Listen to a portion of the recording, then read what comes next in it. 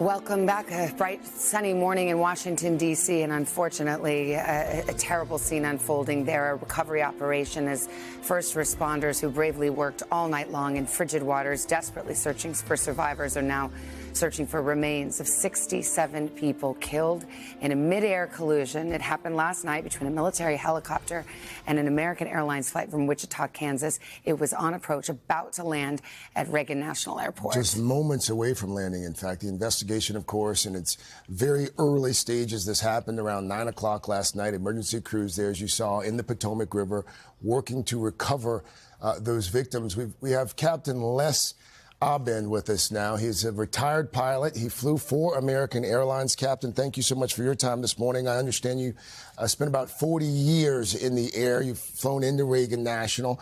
We've talked a lot about what makes that airport unique in myriad ways. But we haven't spent a lot of time talking about what it's like to land a commercial aircraft when you do have so many military aircraft around. We know that this airport's about 20 miles away from where that Black Hawk took off. Talk to us a little bit about some of the challenges that can pose. Yeah, thank you, Craig. At the end of the day, that was very early on in my career, but it was it's a very challenging airport. There's a lot of airspace. A lot of it is military airspace. The most specific airspace is the prohibited area over the Capitol that protects our folks there. It's challenging. One of the things that Sully mentioned in your last segment was the ability to see other aircraft at night. Yes, you've got what we call nav lights in order to be able to see the airplane, but it melts into the surrounding area. There are numerous lights. We know how congested Washington is. So all of that melts into it. What folks might not realize is that the approach for this particular runway starts almost 80 miles out. And then ends in really what's a visual approach, which means you have to see the runway. And if there's other traffic, like in this circumstance, you have to, if you're advised of that traffic, you have to advise that traffic in sight. So my concern is during this very intense and challenging approach that happens, that starts as an instrument approach and ends as really as a visual approach, why was this helicopter in that airspace? The military and the civilian environment works very well because they work with each other. The controllers are one of the best in the country.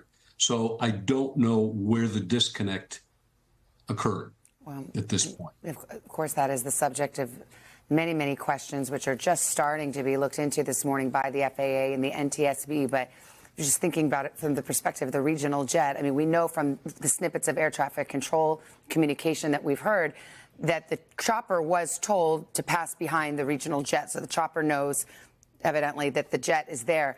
We don't know is if the jet knows that the chopper is in the area. And even if it did, if you're landing and you're moments away from landing at Reagan National, I mean, are evasive maneuvers even possible, even if you did know? Well, yes and no. Of course, the evasive maneuvers are always possible. It's been mentioned in other segments that you've had that we have warning systems on board the aircraft that would allow us to do that regardless of controller instructions. So it was mentioned by Dennis Tager, the spokesman for the Allied Pilots Association, that system is disabled audio-wise when it gets to a certain altitude above the ground. So that may very well have been the case, and that could have prevented this situation. We don't know. We don't know. But Can I just clarify? So you're saying this system that is on these commercial airlines that are supposed to alert you if there's other traffic in the area, it essentially mutes once you're in an airport scenario because there are so many different aircraft in that scenario as there should be.